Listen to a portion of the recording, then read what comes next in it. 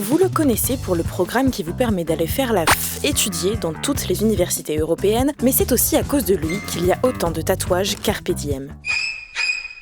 Lui, c'est Erasme, l'un des principaux penseurs humanistes de la Renaissance. En 1500 paraît la première édition de ce qui deviendra l'une des œuvres de sa vie, les adages. Au départ, il s'agit simplement de réunir des expressions ou des sentences qui circulent beaucoup, qui viennent effectivement de l'Antiquité, que l'on emploie constamment dans la conversation, et d'en livrer un petit commentaire. Son idée, c'est de constituer un manuel de style à disposition de tous, une anthologie de formules littéraires grecques et latines pour embellir le discours. Et vous en connaissez forcément. Souffler le chaud et le froid, soigner le mal par le mal, en son âme et conscience, et vivre au jour le jour. Pur produit européen, Erasme est né aux Pays-Bas, a étudié en France, enseigné en Angleterre et en Belgique, obtenu son doctorat en Italie, vécu en Allemagne et en Suisse, où il est mort. D'où l'hommage à ce voyageur des savoirs avec le programme Erasmus, qui depuis 1987 a permis à plus de 12,5 millions de personnes de passer un semestre ou plus à l'étranger. Jusqu'à la fin de sa vie, Erasme étoffe sa collection d'adages antiques. La dernière édition qu'il publie en compte plus de 4000.